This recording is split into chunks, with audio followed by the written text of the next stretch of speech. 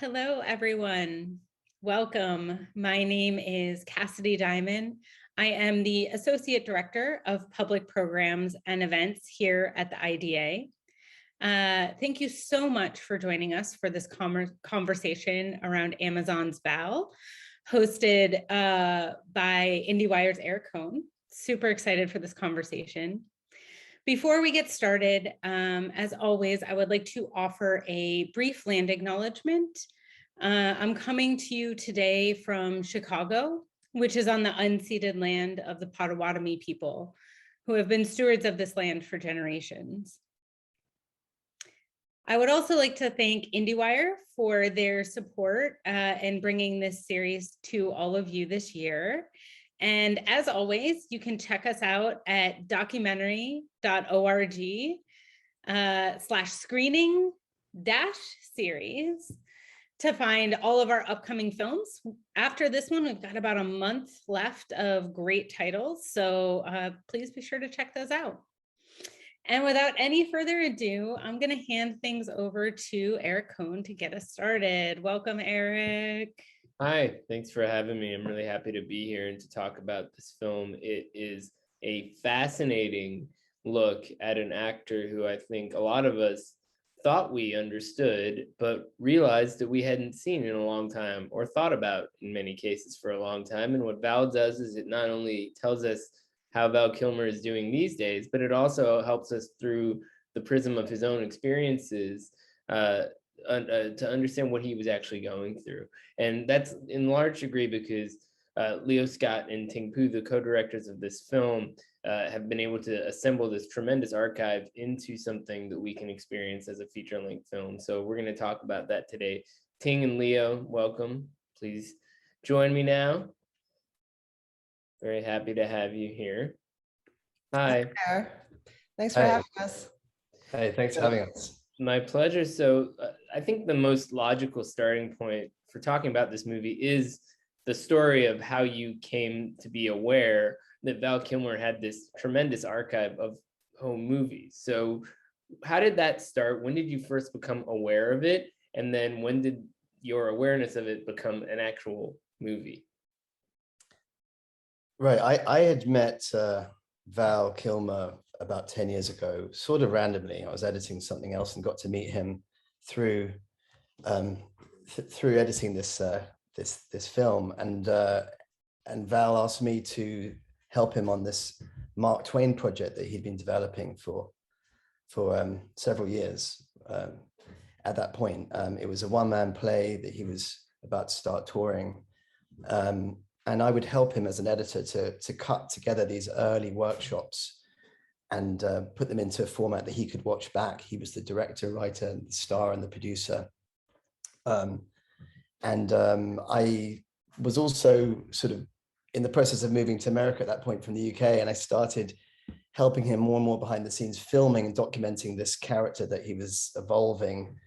It was kind of like, it was an important project he'd been working on, like a masterpiece project, been working for 10 years. And the idea was to take it to Broadway, and there was a movie that he was going to make. And I was sort of started filming more and more and hanging out with him, just me and him, almost trying to document these important beats in this journey while we found a sort of real director to take over. We got deeper and deeper into this. And we started making a sort of Mark Twain, a Twain case study around him and his process and the character itself and what Twain represents. And around that time, he introduced me to this archive of film and tape reels that he's been gathering for decades and decades. He had told me about it before, but then when it got delivered, it got dropped off at his place, just part of it. And it was just enormous, monstrous, incredible archive. And I started making a Mark Twain centered film. He gave me free reins, and I started including moments from his life. And while doing that, I was sort of digitizing these thousands of hours of film and tape reels in my garage for even after 9 months. I hadn't got through it all.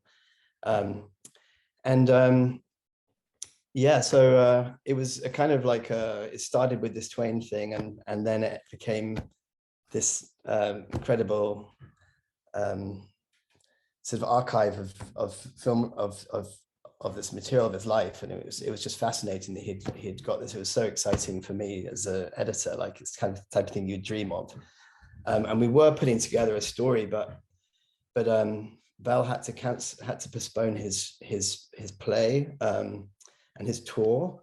He had to take some time away from all of it, and he's dealing with some health things. So we had to park up that film for a while, and came back to it a few years later in a different form. So Ting, what did you make of this material once Leo sort of brought you up to speed? Well, I mean, I had seen it like years before when he was digitizing it while he was working on that Twain project. And I just remember like he had like many systems set up in his garage, and Leo just would scroll through some of it for me, and I was just completely blown away. I'd never seen anything like it. I've done lots of documentaries on people and worked with a lot of archive, but I've never seen like this amount of stuff recorded with such diligence over the span of so many years. And also just the nature of it was incredibly personal, and it was incredibly like he had everything from, you know, when he was young and dreaming of playing Hamlet, which you see in the film, but like also very intimate stuff with his family. And it was just this whole side of this iconic person that I'd grown up watching their movies, but really knew nothing about. So it blew me away and stuck with me for years. Which is why like a few years later, after they'd put the whole project on hiatus, I sort of asked Leo, what's going on? Like, are you guys making something out of all that footage? And he said no, but Val's actually doing really well right now, and he might be open to telling a bigger, different kind of story about his whole life. So we sort of pitched that idea to him, and he said go for it, like right away. So can you talk a bit about finding the through line that allowed all this material to come together? Because obviously you had so much to work with, but you also shot new material about his life now, and then used this voiceover with his son to kind of give us a sense that we're really getting a first person account. But how did you sort of work with Val to figure out the structure of the film and to make sure he was giving you the information that you needed and not just, you know, kind of his own personal version of it? Yeah, well, I mean, there was so much to work with that, and really we just started with like whatever would catch our eye and feel like a scene. And we started putting mini scenes together. Like when we found all the Top Gun tapes of all the behind the scenes footage, we started crafting sequences out of that, and then would ask Val about his experience on the film, things, you know, like his memories of the film, and sort of rough out a voiceover story that could lead you through this very experiential experience of actually being on that set.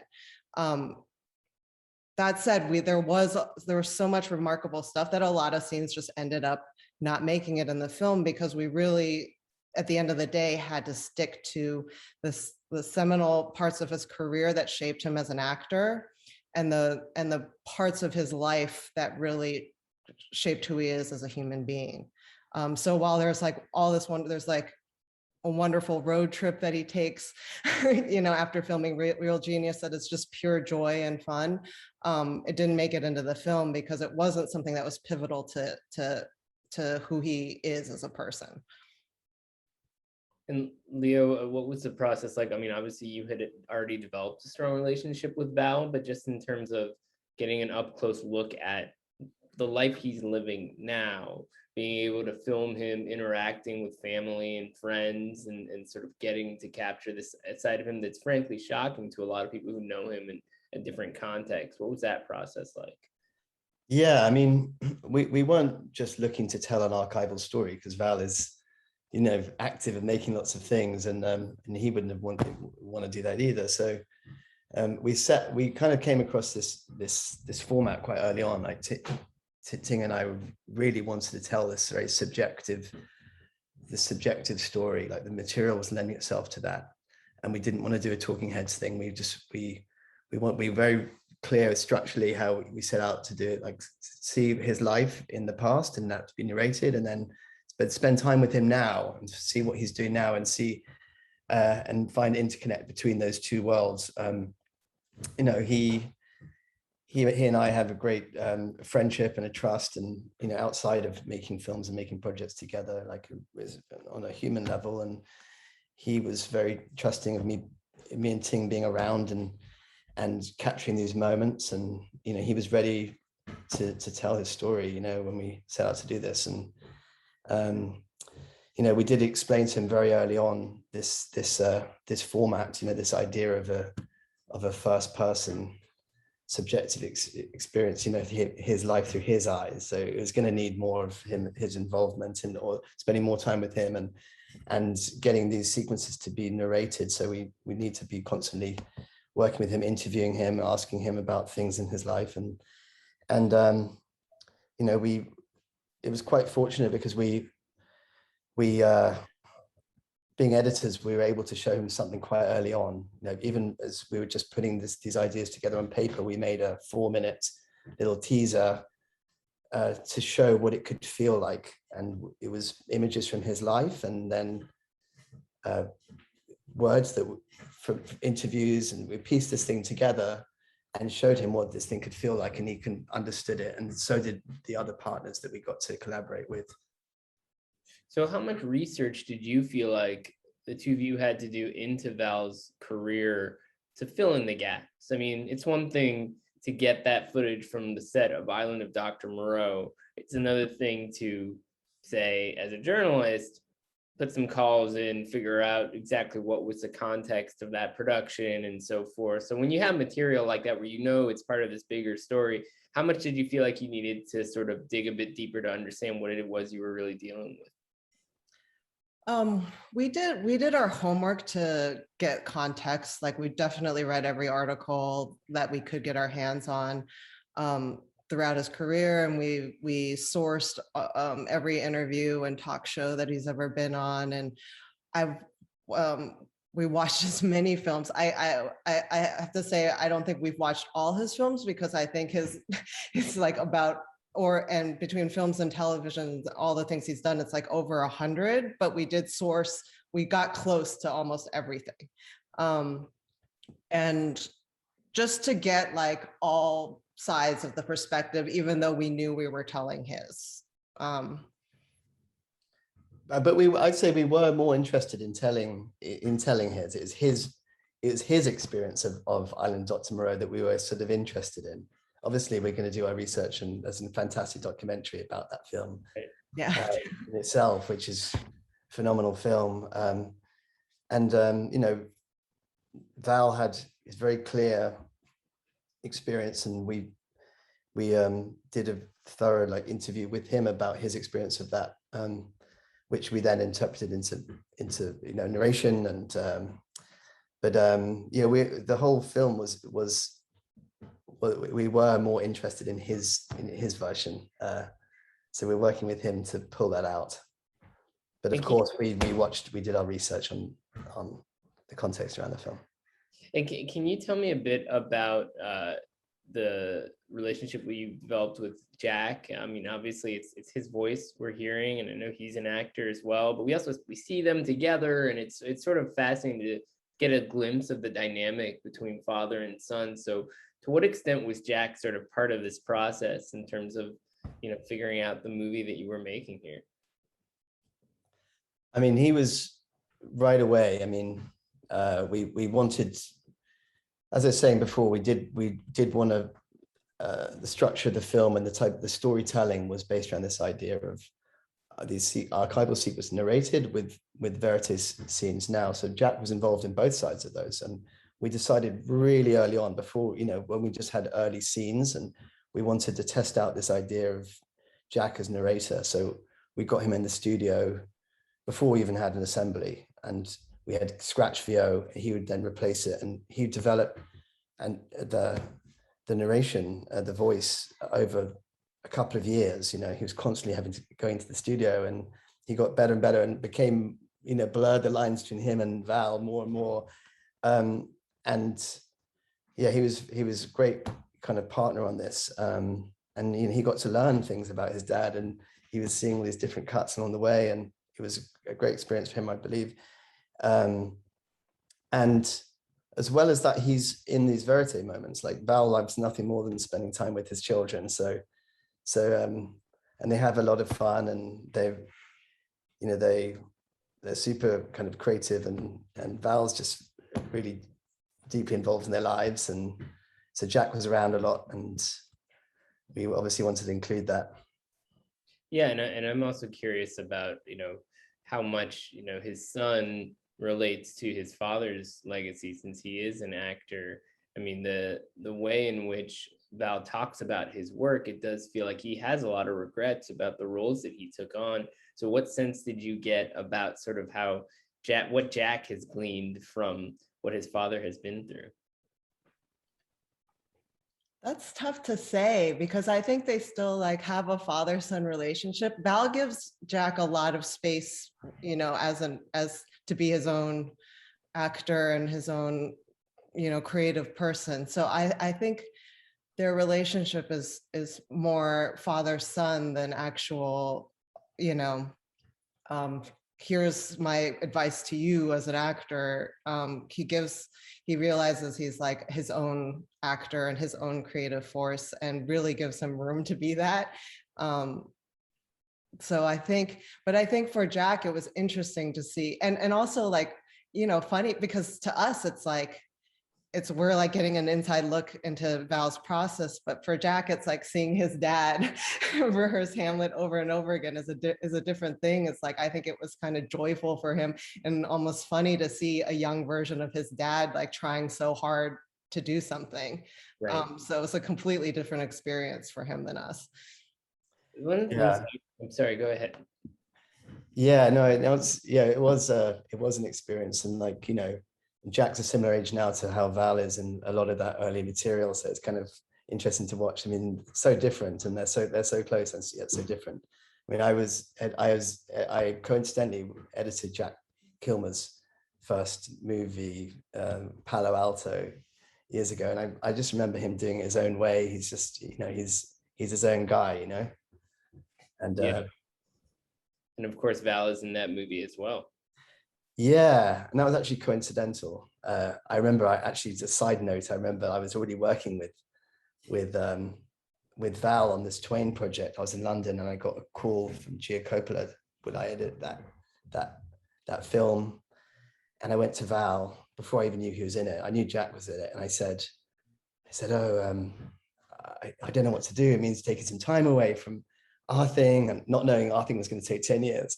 And and then I said, this Palo Alto thing, it sounds amazing. And he said, you do it, go and help make my son a star. He said it was a sweet thing. His son didn't need to help him be a star, but it was just a nice, it was like a weird kind of coincidence. And then Val turned up as having a cameo in that film too.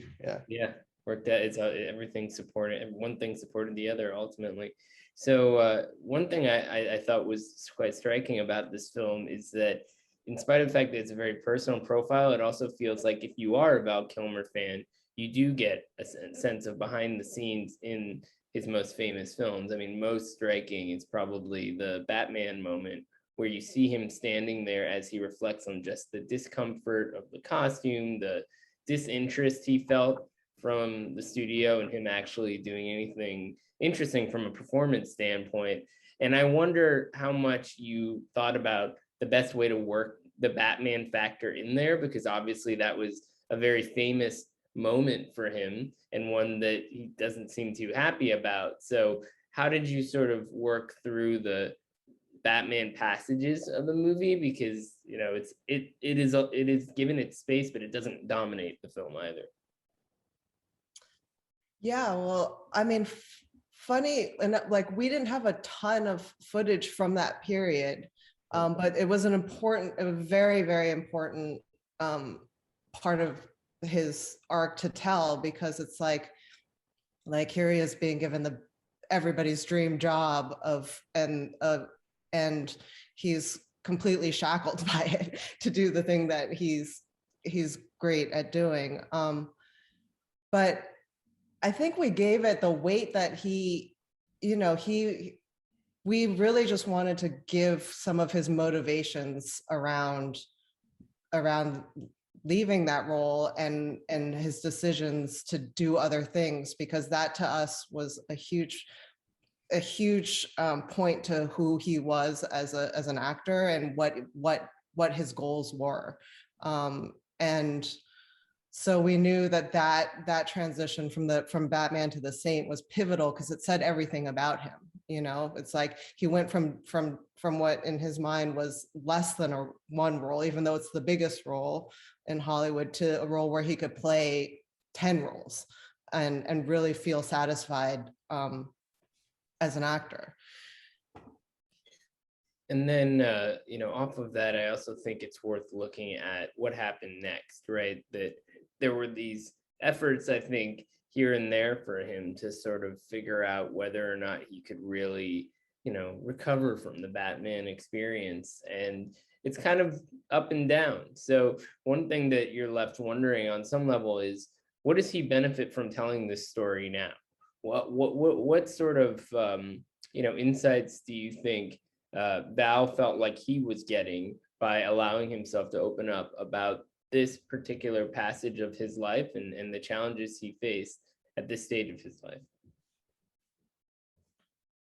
Well, I mean, I got to know Val while he was doing Twain. And a lot of that, our first day ever filming together was on the beach with Mark Twain, when he's walking down the beach dressed as Mark Twain. That was 10 years ago now, nearly. And I just remember how happy he was doing that. He was really really enjoying that. And that's kind of who he is. He's an artist, he's an actor. It was a lot of fun. We laughed a lot. He was very serious, incredibly dedicated. I've never seen anyone harder working in that role. And he's doing everything. And I think that's ultimately, he went back to the thing that he loved doing. And I think that's kind of like gave him happiness. And if that's maybe that's something that can inspire other people, follow your heart and follow the thing that gives you joy. And that's ultimately, he went back to stage, and that role was everything to him. And the other thing that I'm wondering off of that is how you see Val today. I mean, as you point out, and as the film makes clear, he's still very much with us and doing things. One thing that I think is notable, we don't get in the entire context of this in the film, but he's also still very much an actor. He hasn't exactly retired. So, where do you see him now in terms of the direction he's heading and kind of the state of his career, as it were? I mean, that's an interesting question. While we were making this film, he shot 3 other films. And so he's always working and on to the next thing. And this sort of relates back to your last question, which is that, I don't think, he per se was motivated to look back on his life and learn something from making this film, because he's very at peace with all of it. And he's a very much present and future person. So it was like we were kind of pulling him into the past, but that's not where he lives, like at all. Like he's definitely, he's like a very spiritual person and has, reflected a lot, over the years and is at peace with everything and lives in the now and in the tomorrow. So I think he's just always going to be making something and chasing the next thing that's going to, feed that creative need for him. And of course, there is a Top Gun movie coming out, which we've heard he has some kind of role in it. So what can you tell us about the Top Gun sequel? What have you heard about Val returning to perhaps one of his most iconic roles? It's, we probably know as much as anyone, to tell you the truth. Like, it's been kept up under lock and key, and Val's been he's not said anything. Like, I think, I'm very excited to see it. It keeps getting delayed, but yeah, that was the movie role that really first introduced me to Val. I was like, 9 or 10 years old or something, and I can almost recite every word of that movie, like a lot of people from my generation. So yeah, we were started making this version, this documentary, right around the same time that he was doing those scenes, but we didn't go along. We tried to keep them separate in a way. Probably makes sense, but I'll be curious to see how the context of the documentary feeds into whatever appearance he has in a film like that. And I think it touches on something else, which is that to a lot of people, Val is a figure of nostalgia because they grew up watching him in movies. So what have you gleaned from the audience response to this movie as it gets out in the world in terms of how people are seeing what you've been seeing up close for several years, and how it impacts their own relationship to his work? I mean, I think it's been fantastic, like the response from especially his fans, but also like people who don't really, don't really know him that well or his movies that well, still find it fascinating. But I think it's incredibly satisfying. Like, it was incredibly satisfying for me to get to know his personality and his humor. And I think that all comes through in the movie. And just the response from people who love him and love his movies has been amazing. Like, it really like scratched an itch for them, because it's like, who is this guy, like, aside from all his characters? And I think a lot of people get to there is a nostalgic quality to it, because a lot of people kind of takes them back to when they saw these moments, and they can reflect back on their own lives a little bit, they remember, because he's been making films for so long, and people have memories of what they were doing, like I said, when they first saw Top Gun or The Doors or Top Secret or whatever. So I think it does allow people reflect on themselves when they experience this film a little bit, as much as they do on him.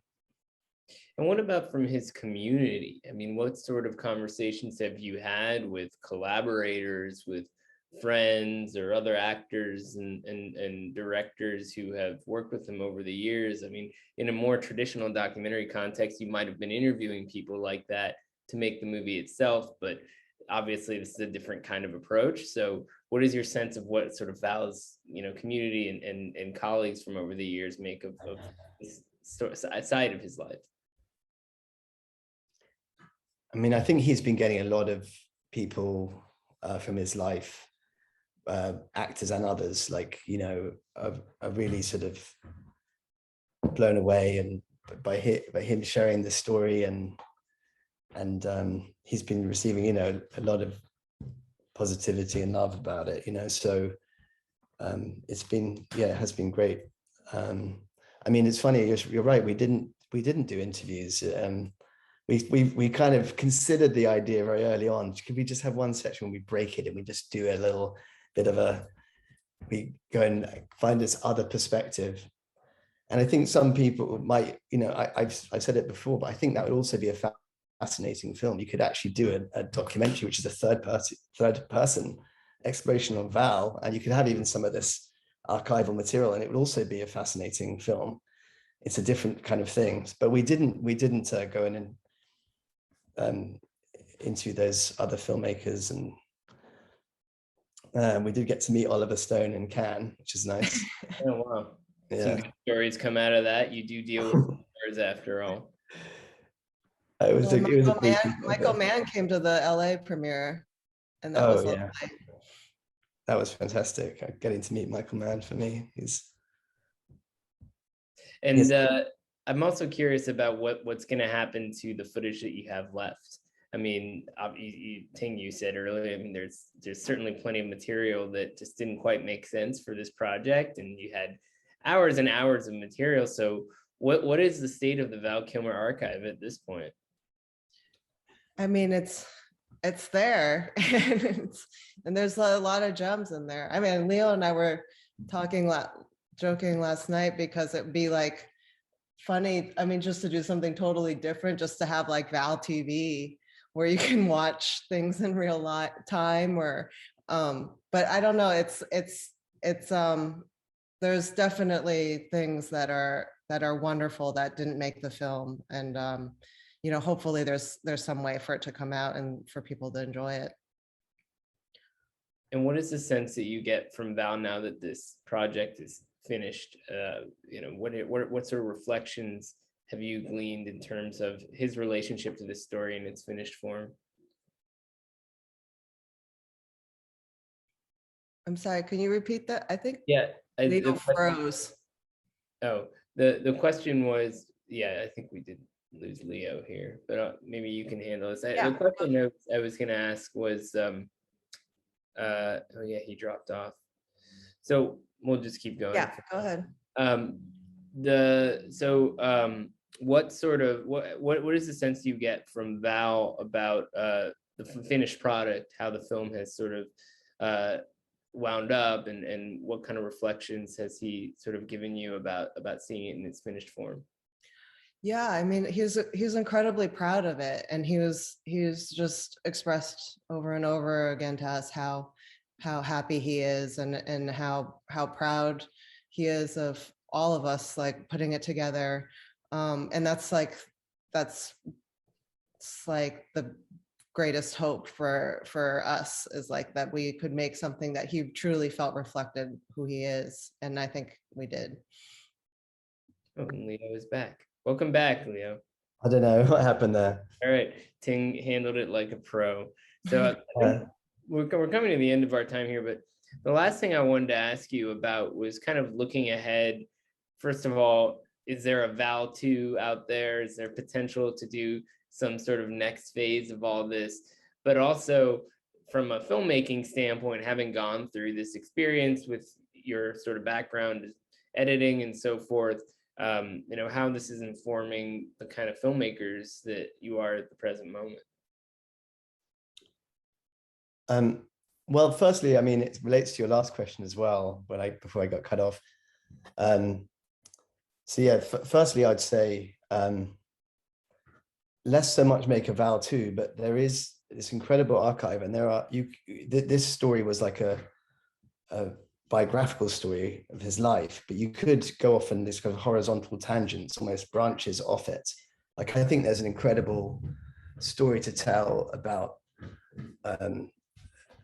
involving his brother Wesley and his artwork and his movies that he was making, the three brothers were making as kids, and the most incredible films that could be restored and shown. That would be one thing. It could be a Mark Twain film. We could still go back and complete that. There's an anti-war movie he was making after Top Gun that you could complete. So it's more about sort of going into various different tangential branches rather than a Val 2, so to speak.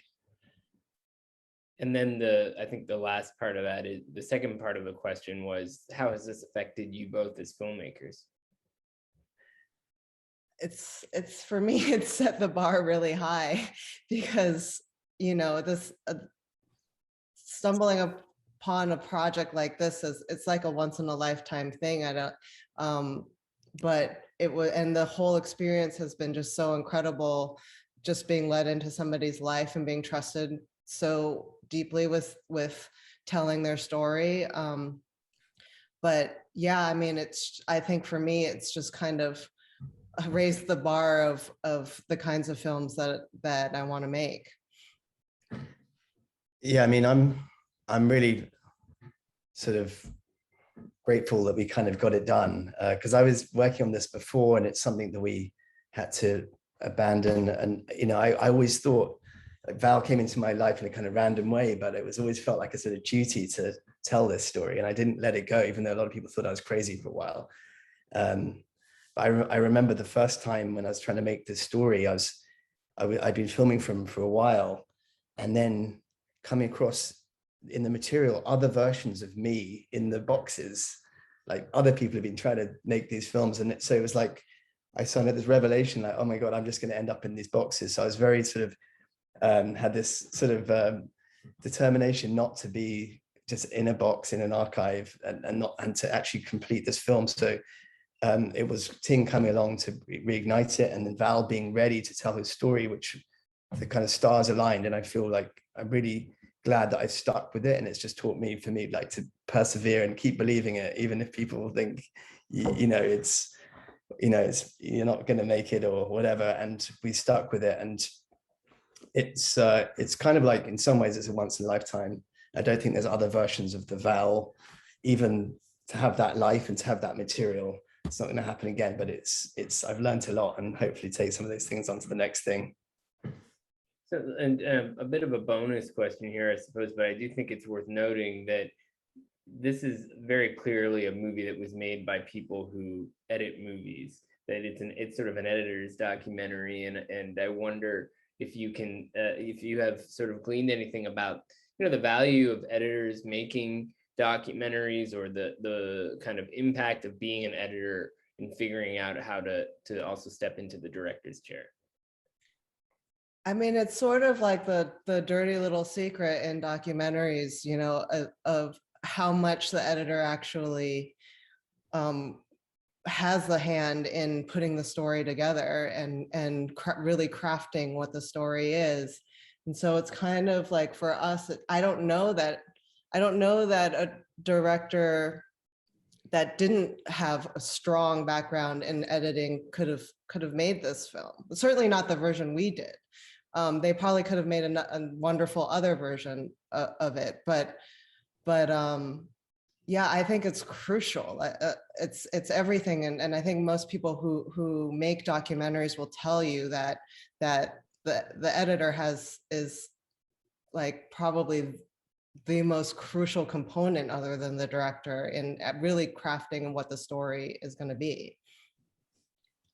Yeah, often it's funny, a lot of people just think, oh, when they see a film shoot happening on the street, whether it's a documentary or narrative thing, oh, they're making the film there. But actually, like, when you're an editor, you realize, and a lot of directors say the same thing, when they're shooting, they're gathering the material, they're just getting the ingredients ready, and they're making the film in the edit. But documentary more so, so yeah, we kind of have that.